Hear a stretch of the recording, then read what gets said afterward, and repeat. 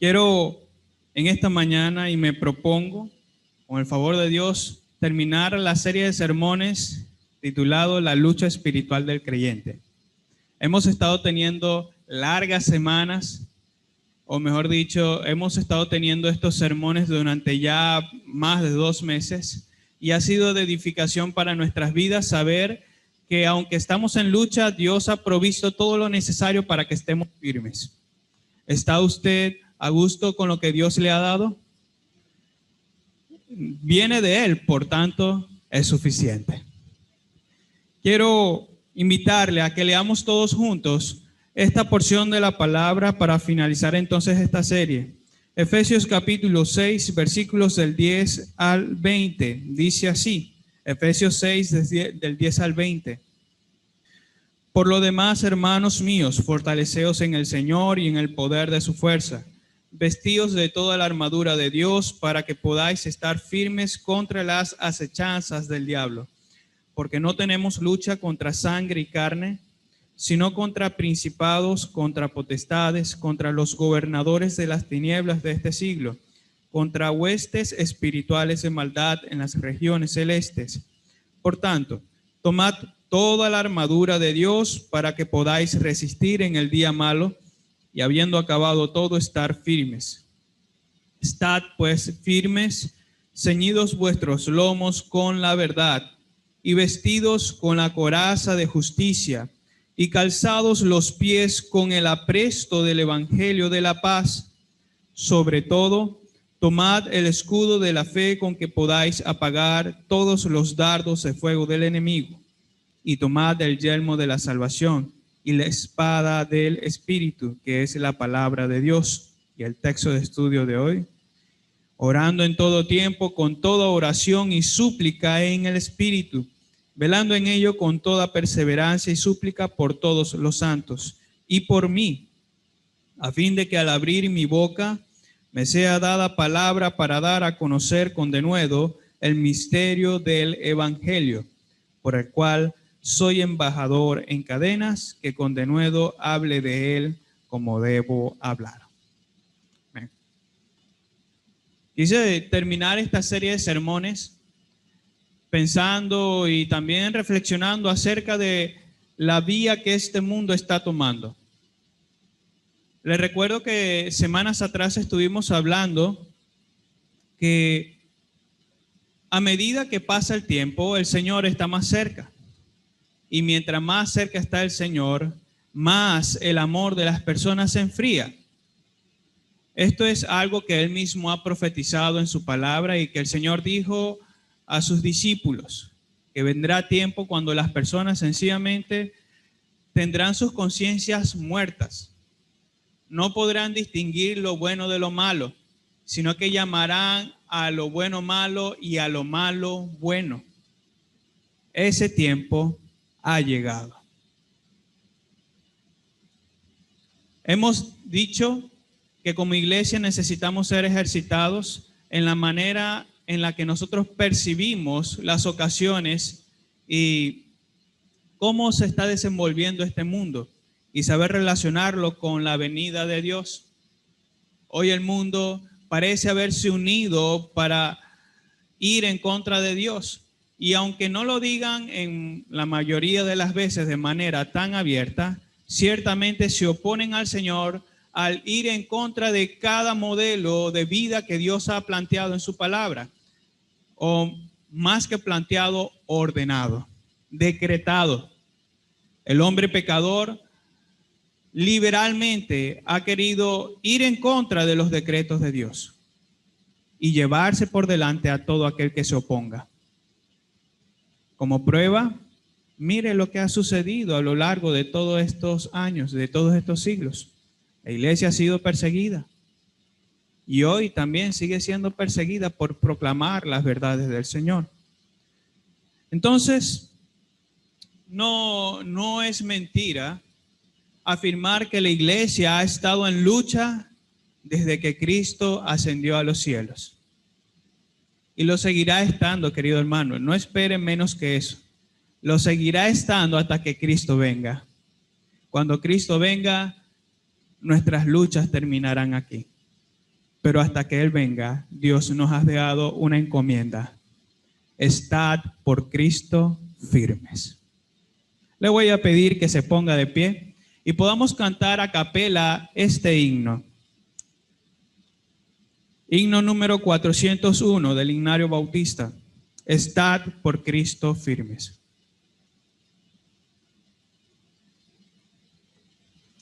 Estad por Cristo firmes, soldados de la cruz. Alzad hoy la bandera en nombre de Jesús. Es vuestra la victoria, con Él por capitán. Por Él serán vencidas las huestes de Satán. Estad por Cristo firmes, hoy llama a la lid. Con Él pues a la lucha, soldados todos y probad que sois valientes, luchando contra el mal. Si es fuerte el enemigo, Jesús es sin igual. Estad por Cristo firmes, las fuerzas son de Él. El brazo de los hombres por débil no es fiel. Vestíos la armadura, velad en oración. Deberes y peligros demandan más tesón. Estad por Cristo firmes, bien poco durarán la lucha y la batalla, victoria. Amén. A todo el que venciere, corona se dará, y con el Rey de gloria por siempre vivirá. Amén. Puede tomar asiento. La batalla que el creyente ha de librar será imposible soportar si no dependemos de Dios. La armadura que Dios ha provisto la ha dado para que estemos firmes, firmes hasta que Él venga. Pero la oración, queridos hermanos, la oración, que no es parte de la armadura, es el elemento por el cual podremos asirnos de cada parte de esta armadura. El Señor demanda que permanezcamos firmes, ciertamente, que nos coloquemos el cinto, que nos coloquemos también la armadura, la coraza de justicia, que nos calcemos con el apresto del Evangelio de la paz, que también usemos el escudo de la fe, el yelmo de la salvación y la espada del Espíritu. Tomar cada una de estos elementos de la armadura implica que debemos orar para ponerlo en práctica. Les he dicho que aunque estas expresiones son figurativas, son las virtudes espirituales presentadas aquí, aquellas que deben caracterizar a los creyentes. Y se requiere para ello depender de Dios. La oración entonces es este elemento dado por Dios para aplicarlo. Dios nos conceda entender la necesidad y la urgencia de la oración para que sepamos apreciarla cada vez más y estar firmes hasta que Cristo venga. Hoy quiero hablarle acerca de la oración del soldado de Dios. La oración del soldado de Dios. Sabrá que una vez que usted creyó en el Señor, si es que ha creído, el Señor lo llamó con llamamiento santo. Lo llamó de entre todas las personas que estaban en pecado, lo llamó de las tinieblas para traerlo a su luz. De manera que como soldados se nos ha llamado a no enredarnos en los negocios de la vida, a no hacer mayor énfasis en las cuestiones de este mundo, sino a poner la mirada arriba y militar por aquel que nos ha llamado. Y de esta manera, entonces, depender de Él. Quiero hablarle inicialmente acerca de lo que Dios nos ha dado al llamarnos como soldados. En la carta a los Efesios, como hemos venido estudiando básicamente desde que comenzamos la cuarentena, hemos dicho que esta carta es una carta que condensa la doctrina que se encuentra en la carta a los Romanos. Recordará que Romanos tiene varios capítulos y en cada uno de estos capítulos hay un despliegue maravilloso de doctrina que la iglesia debe creer. Pero la carta a los Efesios es una síntesis de la carta a los Romanos y que presenta de una forma más maravillosa todo lo que Dios ha provisto como estas doctrinas en la aplicación de ella a la vida de cada creyente. Por tanto, es maravilloso contemplar todo lo que Dios nos ha dado. Y quiero rápidamente citar todas estas cosas que Dios ha provisto desde el capítulo 1 de Efesios hasta el capítulo 6.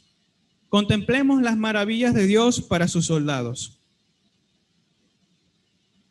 Son partes, es parte, mejor dicho, de las obras de Dios en la vida de cada creyente. Efesios 1:3, nos bendijo con toda bendición espiritual en los lugares celestiales en Cristo. Efesios 1:4-5, fuimos escogidos, predestinados y adoptados como hijos de Dios. Capítulo 1, versículo 6 y versículo 8 y capítulo 2, versículo 7 dice que hemos sido bendecidos con sobreabundancia por su gracia. Capítulo 1, versículo 7 y capítulo 4, versículo 32 dice que fuimos redimidos y perdonados. Capítulo 1, versículo 9 y capítulo 3 del 4 al 6 nos dice que nos fue dado el misterio de su voluntad. También encontramos en el resto de toda la carta que hemos sido hechos receptores de la herencia divina, que hemos sido sellados con el Espíritu Santo, que hemos sido amados por Dios en gran manera, que hemos sido vivificados para vivir una vida nueva, que fuimos hechos de Cristo, creados en Él para buenas obras, que nos fue impartida la paz de Dios mismo, que hemos sido hechos uno con Cristo y con todos los demás creyentes como su propio cuerpo. También se nos dice que hemos sido convertidos en ciudadanos del reino de Dios y miembros de su familia. También que hemos sido edificados como templo de Dios y morada del Espíritu Santo. Que contamos con acceso denodado y confiado a Dios. Que tenemos poder disponible más allá de lo que podemos imaginar. Que hemos sido dotados por Cristo de manera individual y única.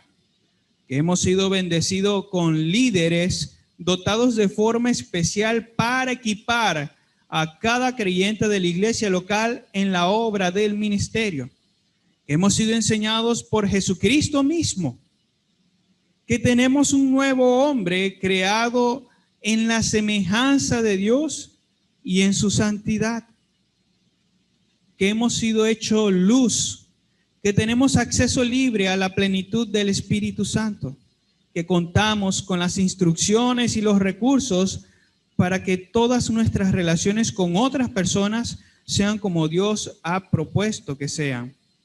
Además, Dios nos ha dado toda su armadura para hacernos invencibles contra Satanás y sus fuerzas demoníacas. ¿Le parece esto poco? Amados, Dios nos ha dado de sus riquezas. Dios no ha sido mezquino con nosotros. Antes bien, ha hecho sobreabundar su gracia en nuestras vidas de formas múltiples. Nos ha colmado de todas estas cosas. Y amados, esto es nada más la carta a los Efesios. Consideremos toda la Biblia y nos vamos a dar cuenta que hemos sido bendecidos en gran manera. Que sí, somos ricos en Cristo. Sin embargo, al final de esta carta a los Efesios, lejos de querer que los creyentes se exaltasen sobremanera y se confiasen de una riqueza espiritual tal que cause independencia de Dios, es decir, que el creyente al ver todas estas riquezas se ha llevado más bien a enorgullecerse y a creer que si ya tiene todas estas cosas, ¿para qué necesito a Dios? Lejos de querer eso, el apóstol Pablo anima a los creyentes efesios a humillarse ante Dios. Los anima a humillarse y los exhorta para que hagan esto por medio de la oración. Que no se desvíen, sino que se concentren y que sigan dependiendo de aquel que les ha dado todo esto. Él exhorta a los creyentes para que en cada batalla que tuviesen pudieran hacer uso de cada elemento de esta armadura en la dinámica de la oración, que pudiesen permanecer en ello. ¿Y qué refleja la oración? Refleja dependencia de aquel que lo ha dado todo. Refleja que dependemos de aquel que nos ha llamado como soldados, aquel que ha dotado con toda bendición espiritual mencionada a estos soldados. Y para esta exhortación, el apóstol hace un despliegue de cada uno de los elementos de la dinámica de la oración del soldado de Dios. Estos elementos son los siguientes y quiero leerlos para usted. En primer lugar, nos habla acerca del cuándo de la oración. Del cuándo de la oración. En segundo lugar, nos habla acerca de la forma de la oración. En tercer lugar, el enfoque de la oración. En cuarto lugar, la constancia de la oración. Y en quinto lugar, el objeto de la oración. Lo repito nuevamente para usted. El apóstol habla de 5 elementos de la dinámica de la oración y estos son el cuándo, la forma, el enfoque, la constancia y el objeto de la oración. Entonces, hoy vamos a hablar de estos 5 elementos de esta dinámica de la oración. Hablemos en primer lugar acerca del cuándo, en todo tiempo. Inicia el apóstol esta exhortación diciéndoles, orando en todo tiempo. Ciertamente ha sido un tema en el que nosotros tenemos que reflexionar constantemente. Si el Señor nos ha dicho que debemos orar en todo tiempo, si el Señor nos ha dicho orar sin cesar, si el Señor nos ha dicho que permanezcamos en oración, ciertamente debe llamar nuestra atención. Y debemos ser conscientes y al mismo tiempo intencionales en procurar cumplir con esto, de atender al llamado de Dios a que oremos en todo tiempo. Si consideramos que el creyente está en constante lucha, es lógico pensar que entonces el creyente debe depender de Dios en todo tiempo a través de la oración. Y esta debe ser la premisa por la cual entonces nosotros debemos considerar la oración. La oración en esta frase indica llanamente pedir a Dios. Indica llanamente o sencillamente pedir a Dios. El apóstol está diciendo en otras palabras, hermanos, oren, pidan a Dios en todo tiempo. Ahora, como comentario al margen quisiera decir, y de hecho es propicio decir, que sería equivocado pensar o suponer que el apóstol Pablo está refiriéndose a la oración como algo que está limitado a solamente pedir. No está haciendo eso, sería equivocado pensar algo así. Si consideramos ampliamente el contexto bíblico, es decir, desde Génesis hasta Apocalipsis, en relación con la oración, podríamos concluir fácilmente que la oración o la mención de ella en este texto no es más que un señalamiento de una de las partes de la oración. Creo que es básico el hecho de que sepamos que la oración se puede componer de varias partes. Tenemos la adoración, alabanzas, tenemos la intercesión, acción de gracias, confesión de pecados. Tenemos también el pedir por otros, el ruego, y así cada expresión que el Señor nos ha dado en su palabra en relación con la oración. Creo que son varias aquellas menciones que Dios ha hecho respecto de estas partes de la oración en las que el creyente ciertamente debe ahondar cada vez más. Pero en este caso, sencillamente el apóstol está diciendo, pidan al Señor en todo tiempo. Y como en varias de sus cartas, es lógico que haga mención de esto. Nada más leamos 4 textos. Romanos 12:12. Romanos 12:12. Gozosos en la esperanza, sufridos en la tribulación, constantes en la oración. Filipenses 4:6.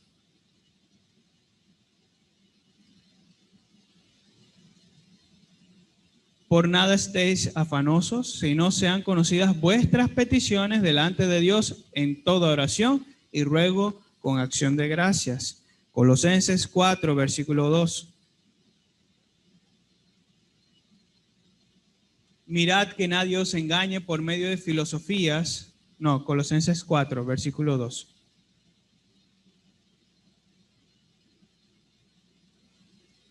Perseverad en la oración, velando en ella con acción de gracias. Y primera a los Tesalonicenses, capítulo 5, versículo 17.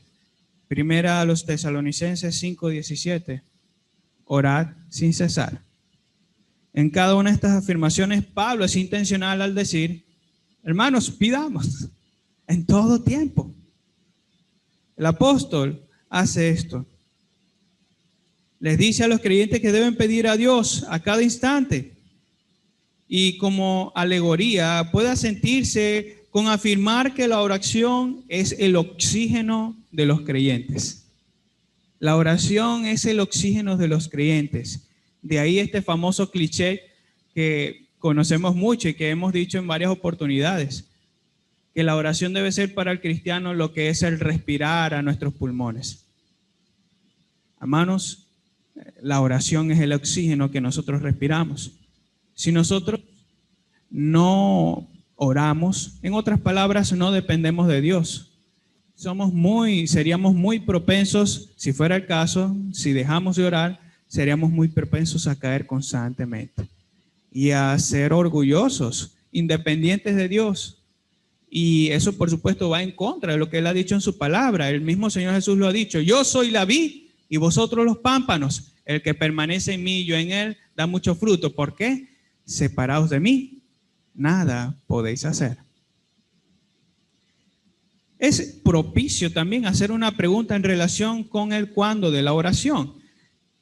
Y la quise formular de esta manera para tratar de atender a cualquier duda que pueda haber o confusión respecto al cuándo.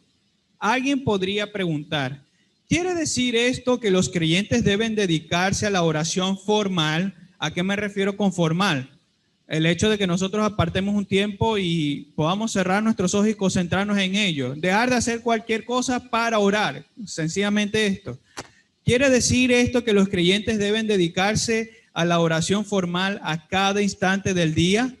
Implicando que las labores diarias en el hogar y el trabajo deben ser interrumpidos. me gustaría responder de la misma manera que lo hizo un pastor, quien dice lo siguiente, que es obvio que orando en todo tiempo no significa que debamos orar de un modo formal y notorio durante todo el tiempo de nuestra vida que estemos despiertos. Jesús no hizo eso, y tampoco los apóstoles. Si fuera el caso, usted no comería entonces. Si fuera el caso, usted no trabajaría. Si fuera el caso, usted no haría otra cosa más que orar. Y le digo esto, no duraría más de 3 días. Entonces, no se trata de una oración formal. En su lugar, este pastor afirma que orar en todo tiempo es vivir con una conciencia continua delante de Dios. Cuando hablamos de la conciencia, nos referimos a esa voluntad del corazón o a nuestra mentalidad, nuestras actitudes que estén siempre delante de Él. Que estemos conscientemente delante de Dios. Ahora, yo creo que eso no hay que explicarlo mucho. Si usted es una persona que ora, debe saber que usted no ora solamente cuando deja de hacer cualquier otra cosa para orar formalmente. No ora usted cuando está a punto de hablar con alguien y en su mente le pide al Señor, Señor, dame sabiduría para hablar con él. Eso es de lo que estamos hablando, de una conciencia que está siempre delante de Dios. De tal modo que todas las cosas que vemos y experimentamos se convierten en tema de oración porque vivimos con una conciencia profunda de nuestro Padre. Ir manejando al trabajo y veo algo que va en contra de Dios y sencillamente pedir, concede que estas personas se arrepientan. De eso estamos hablando. Oramos en todo tiempo cuando en nuestra mente pedimos a Dios antes de responder a una pregunta a la que nos sentimos tentados a responder con mentira. Pedimos al Señor entonces que nos ayude a responder con verdad. En la lucha diaria, usted puede ser tentado a responder algo que no es cierto. ¿Cómo hacer en ese tiempo para evitar la tentación? Ore.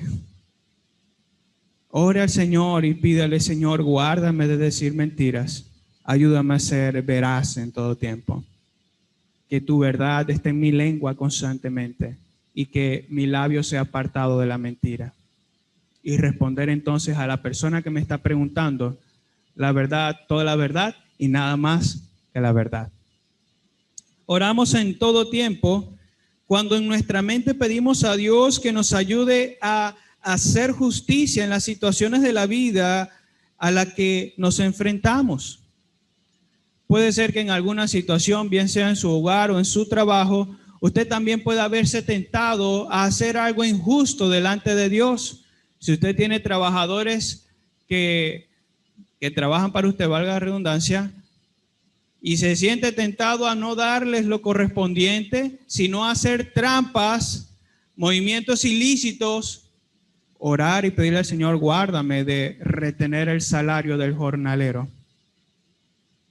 Guárdame de eso, Señor. Y hacer justicia. Oramos en todo tiempo cuando en nuestra mente pedimos a Dios que nos ayude a evangelizar a una persona que se presenta a nuestra vida. Puede ser que en algún momento usted vaya por la vida y tenga la oportunidad de predicar el mensaje del evangelio a alguien que de la nada sencillamente se presenta ante usted y empieza a hablar de temas relacionados con la palabra de Dios o de algo que se conecte con el evangelio. A pesar de que usted sabe que es una prioridad hablar del evangelio, no se le ocurra hablar a otros antes de haber orado y pedido al Señor, permite que al abrir mi boca sea dada a conocer tu palabra. Quiero abrir un paréntesis aquí. El éxito de muchos de los misioneros en el campo de evangelismo no es su predicación solamente, es su vida de oración.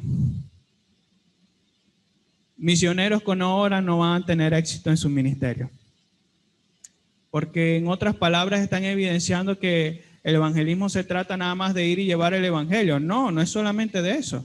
En una oportunidad, a un pastor se le acercó un joven diciéndole, pastor, tengo el llamado de ir hacia tal país, además de preguntarle qué significa el evangelio, le preguntó a ese joven y le dijo, ¿has orado por ellos? Ok, muy bien, tienes el llamado de ir hacia allá. ¿Has orado por ellos? Porque no se trata de tener una energía dada hacia ir hacia ellos, se trata también de enfocar esa energía, ese deseo, ese llamado a orar por ellos y pedir al mismo tiempo, Señor, ayúdame a llevarles tu palabra. Entonces, oremos al Señor y pidámosle que nos ayude a hablar de parte de Él. Oramos en todo tiempo cuando pedimos a Dios en nuestra mente que nos ayude a confiar en su palabra cuando el enemigo ataca con mentiras y contrario a su propia palabra. Oh amado, ¿cuántas veces nos hemos visto tentados a desconfiar de lo que Dios ha dicho?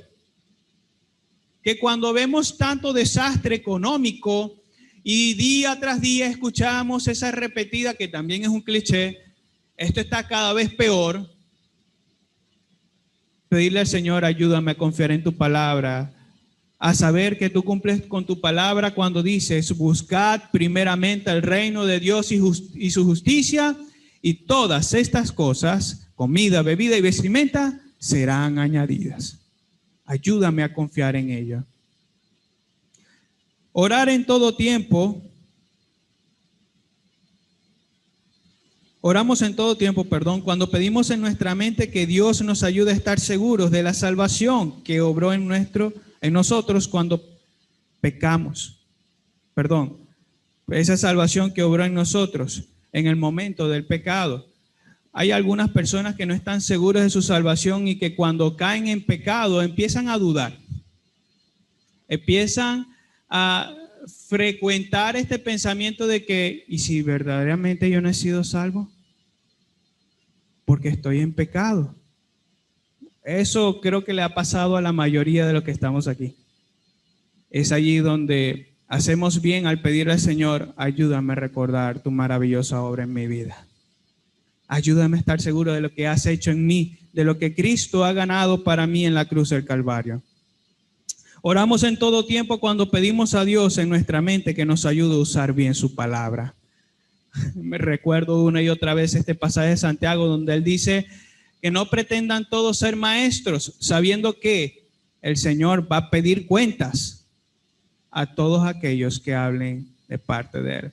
No es tan fácil como abrir la Biblia y decir 4 o 3 palabras respecto a un texto. No, porque el Señor va a pedir cuenta de todo lo que usted diga, querido hermano. Se trata de estudiar la palabra y pedirle al Señor, a pesar de mi debilidad, Señor, ayúdame para que tu perfecta palabra sea dada a conocer.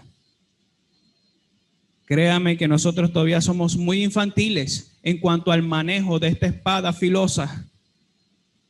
Quiera Dios y pidamos por ello que Él nos ayude a usar esta espada, que es más cortante que espada de 2 filos, que penetra hasta lo más profundo del ser.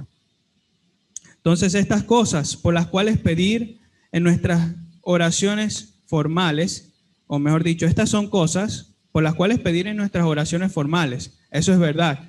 No está mal pedir al Señor, Señor, ahora que comienzo el día, ayúdame en todo esto que voy a hacer.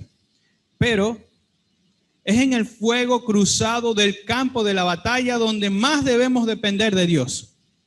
Sí, es bueno orar formalmente y dedicar un tiempo solamente para ello, pero cuando esté en ese fuego cruzado, cuando esté en la parte más ardiente del campo de batalla, cuando usted esté en la tentación o en el punto clímax de la tentación, es allí cuando más debe orar. Es allí cuando más debe depender de Dios y decirle, Señor, ayúdame. Te necesito. Nuevamente, la oración se convierte en el oxígeno que respira cada vez que hacemos uso de cada virtud espiritual de la armadura de Dios.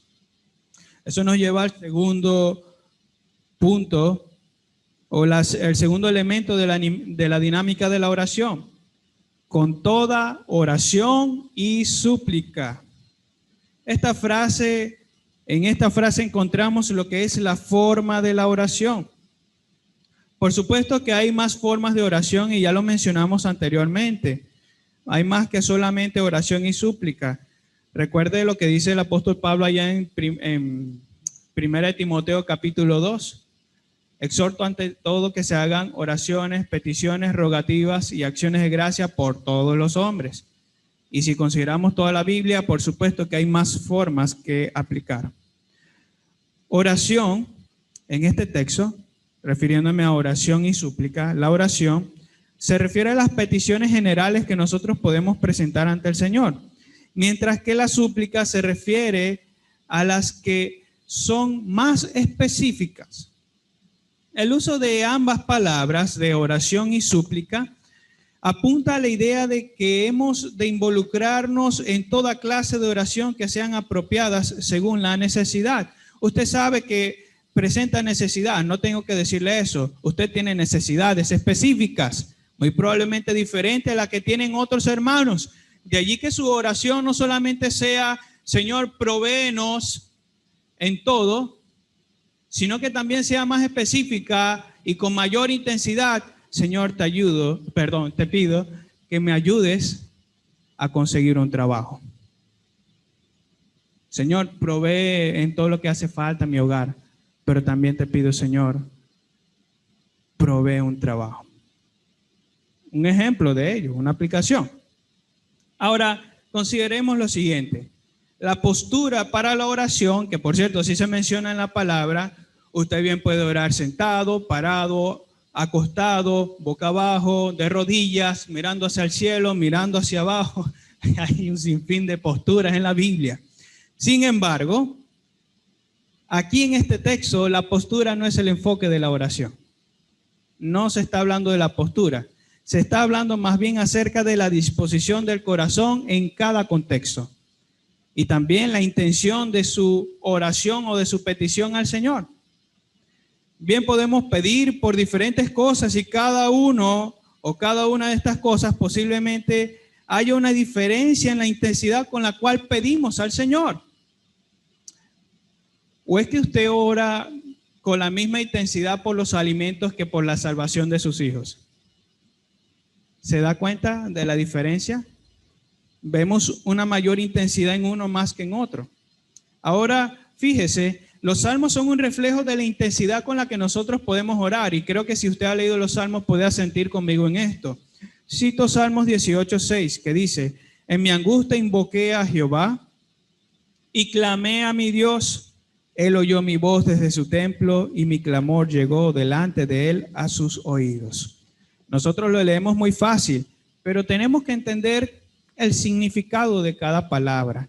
Clamar implica que en el corazón de la persona que clama hay un deseo incesante porque Dios responda a su oración, diferente a sencillamente pedir. Cuando usted pide al Señor, puede ser que no esté tan intenso en aquello por lo que pide, pero cuando clama a Dios, y es aquí donde también nosotros necesitamos reflexionar un poco más, ser intencionales con las palabras que usamos al momento de orar, no ser sencillos o no ser flojos en la forma en la que nosotros oramos. Y esto es algo en lo que ciertamente todos, incluyéndome, debemos ejercitarnos, en saber usar las palabras delante de Dios. Recuerdo al proverbista, o mejor dicho, a Salomón, cuando él decía que cuando te acerques al templo, cuida tus palabras, sean pocas tus palabras,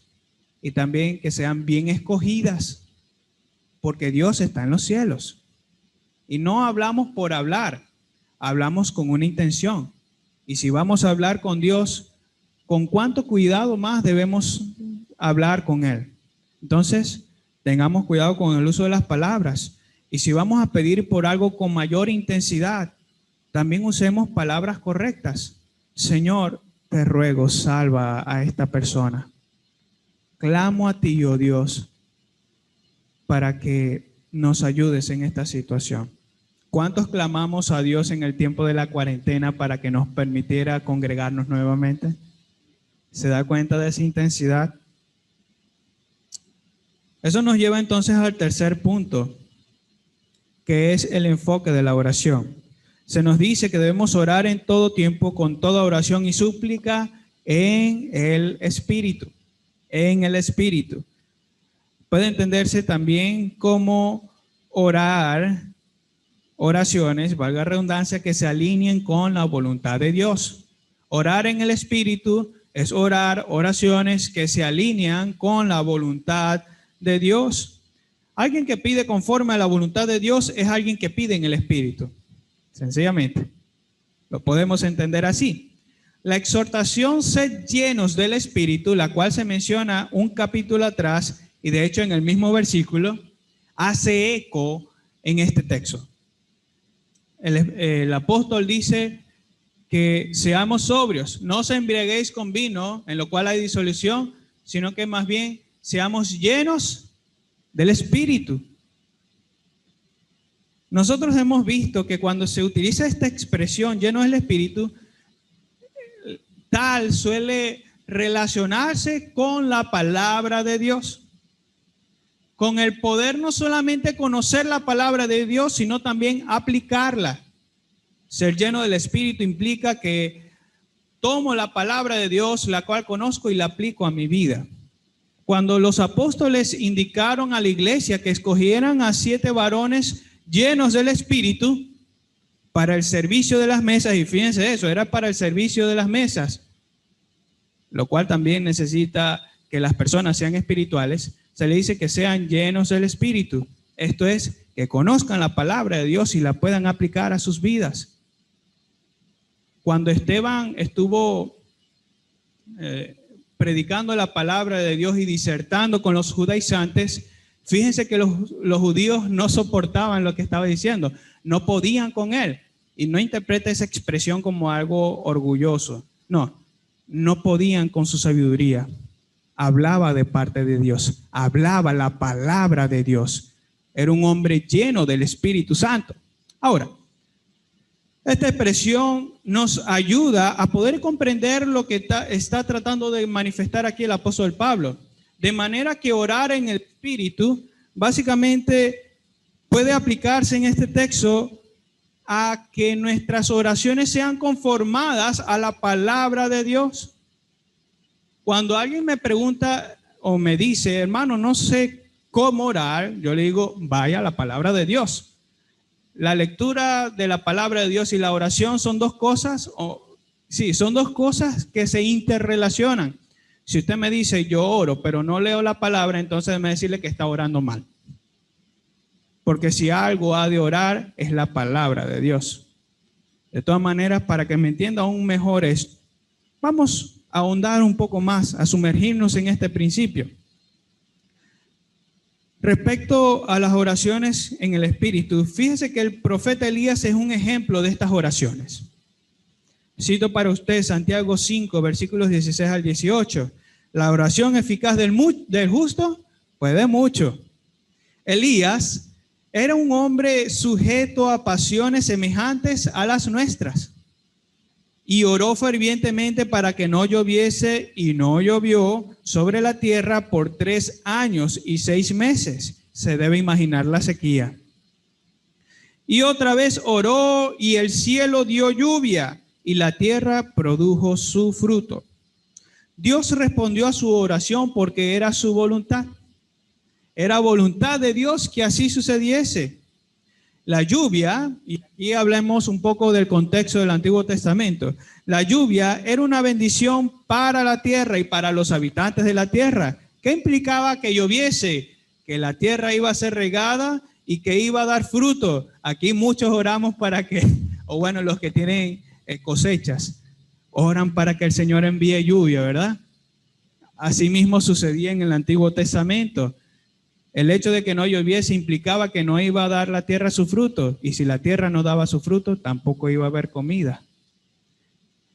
Le digo algo, en el Antiguo Testamento, cuando la tierra no daba su fruto y cuando no llovía, esto era una evidencia de castigo. Era un castigo divino, era un castigo sobre el pueblo de Israel. Así que cuando Elías ora, no hace más que pedir a Dios que se haga justicia al pedir que no lloviese. su oración iba enfocada o alineada a esa voluntad de Dios, la cual era hacer justicia, castigar el pecado de la nación israelita. De manera que cuando entonces ora para que vuelva a llover, no hace más que orar que Dios tenga misericordia y que pudiese entonces permitir que la tierra diera su fruto. Asimismo, Dios ha revelado su voluntad en su palabra y el enfoque del creyente hacia dónde debe apuntar en su oración. A esa voluntad revelada. Debe apuntar a ella de tal forma que cada petición pueda estar ajustada a su voluntad y la tal pueda ser respondida. Recuerdo nuevamente lo que dice Santiago: vosotros pedís y pedís mal, pedís y no recibís, porque pedís conforme a vuestros propios deleites, a vuestras propias concupiscencias. Y nuevamente recuerdo aquella palabra del apóstol. El apóstol Juan, allá en su primera carta, capítulo 5, versículo 14. Y esta es la confianza que tenemos en Él, que si pedimos alguna cosa conforme a su voluntad, Él nos oye. Amén. Él nos oye. Entonces, orar en el Espíritu, querido hermano, es orar conforme a la voluntad de Dios. El Señor dará respuesta a su tiempo. Lo que nos lleva al siguiente elemento de esta dinámica de la oración, que es y velando en ello con toda perseverancia y súplica. Esta frase nos habla de la constancia de la oración y no debe confundirse con el cuándo de la oración. Tengan mucho cuidado. La constancia de la oración no debe confundirse con el cuándo de la oración, sino que debe atenderse a la perseverancia en la cuestión por la cual pedimos a Dios. No se conforme con pedir una sola vez: Señor, salva a mi hijo o a mi hija. No, pida incesantemente todos los días: Señor, salva a mi hijo. Es evidente que el creyente debe perseverar en las oraciones para poder batallar contra el enemigo.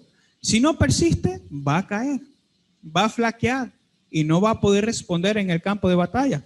El Señor Jesús declaró a sus discípulos en la hora más fuerte de su ministerio: velad y orad para que no entréis en tentación.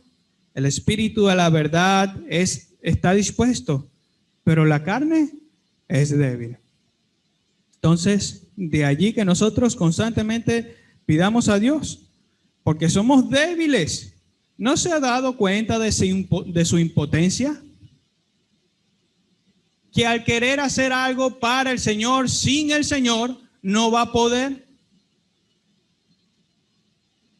Hablo dirigiéndome a las personas que predican día tras día y hacen todo su esfuerzo para que alguien se convierta. Le digo esto: la salvación no está en usted.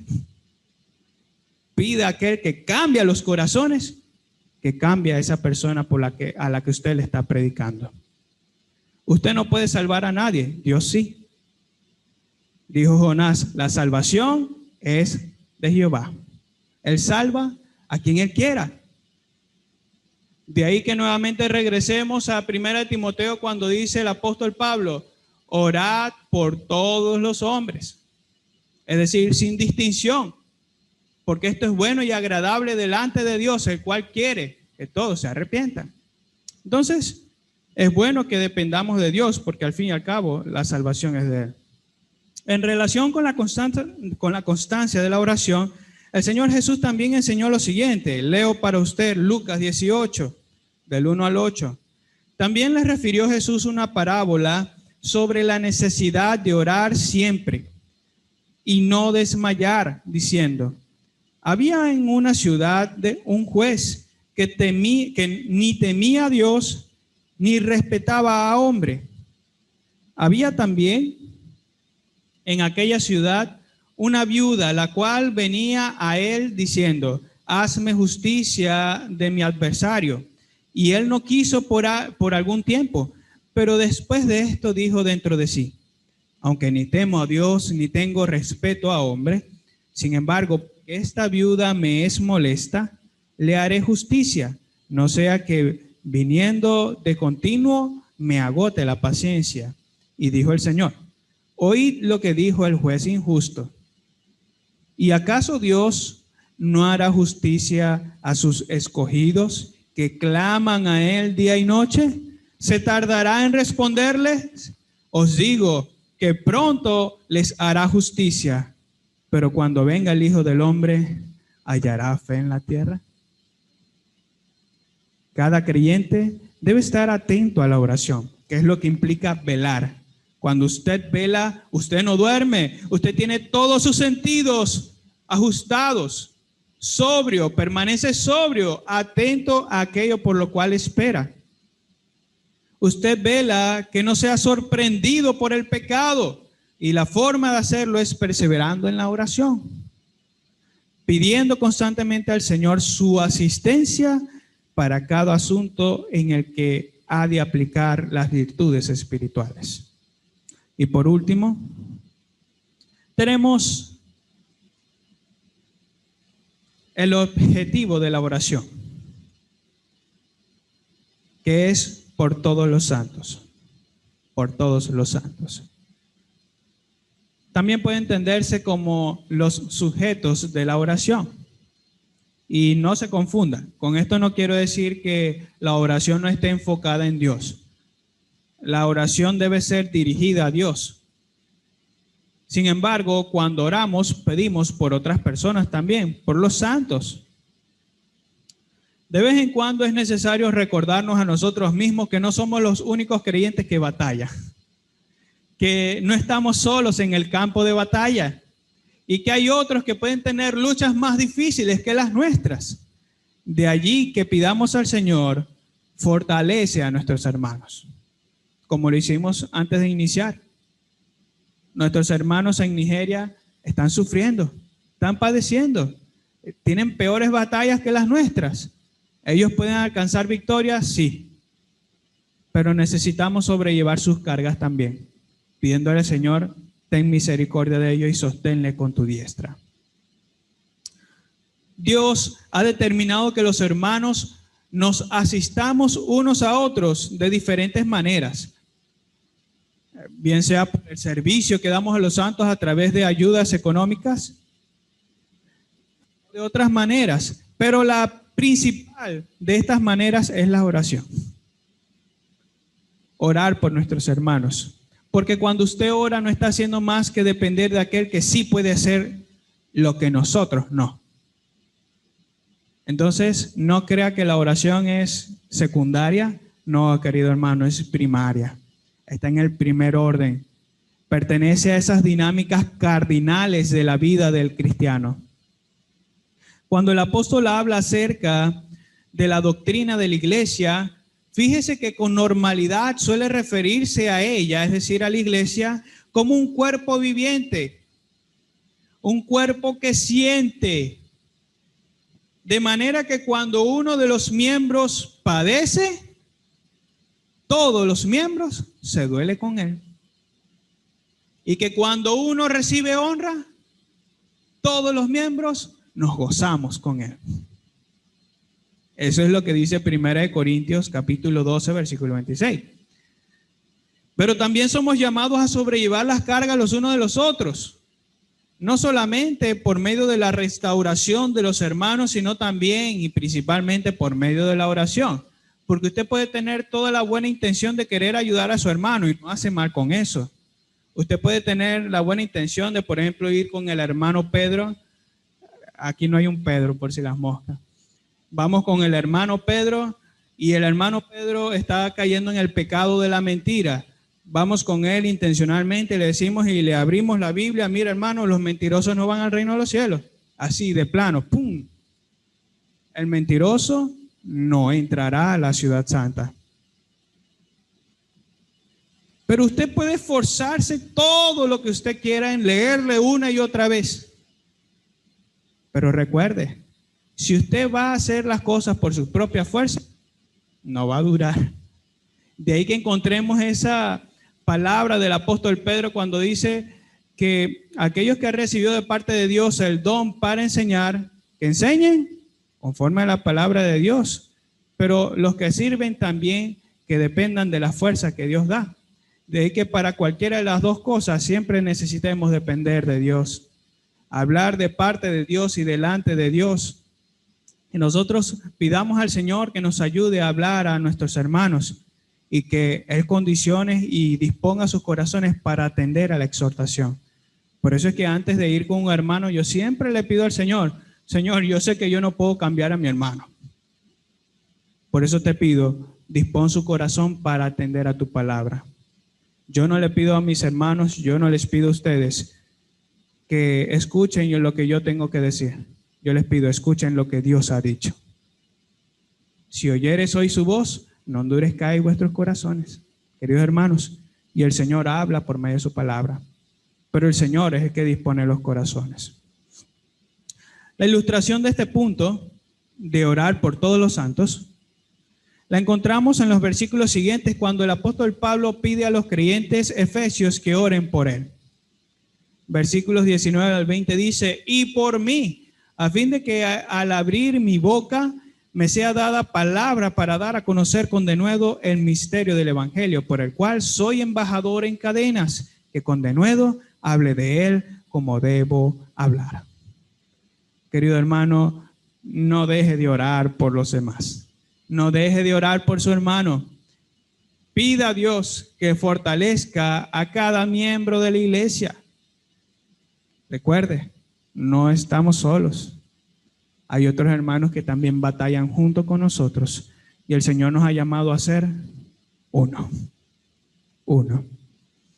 En conclusión, la oración que contempla cada uno de estos elementos es característico del soldado de Dios. La firmeza del cristiano no es inherente a él. Es decir, que la firmeza en el campo de batalla no es algo que sale de usted, es algo que usted recibe, es algo que solamente Dios dispensa. Por lo que se hace evidente la impotencia de los creyentes para estar firmes. Si bien Dios ha dotado al creyente de una armadura para la batalla, tenemos también que preguntar, ¿qué son los dones sin su dador? Reflexiona eso. ¿Qué son los dones sin su dador? Lo voy a decir más despacio. ¿Qué son los dones sin aquel que los da? Nada. Vendrían a ser como címbalo que resuena. Oh, querido hermano, dependamos de él. El cristiano ha de depender de Dios si es que ha de permanecer firme en la batalla. Y la oración descrita previamente es la forma a través de la cual depende de Dios. Dios nos ayude a ejercitarnos en esta oración. Amén. Colóquese de pie y vamos a orar a nuestro Dios, a presentarnos como iglesia delante de Él.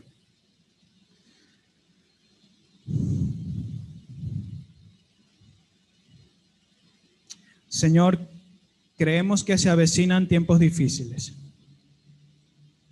que este mundo no ha hecho más que ir en contra de ti, que el diablo y sus ángeles han estado haciendo todo lo que pueden para deshacer tus obras.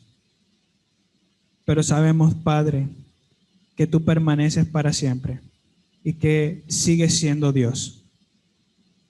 Y que también has dicho que las puertas del Hades no prevalecerán contra tu iglesia. Ayúdanos a esperar en ti, a depender de ti en todo tiempo. Que aunque la lucha esté fuerte, que aunque el fuego de la batalla nos dañe, podamos siempre tener nuestras esperanzas puestas en ti.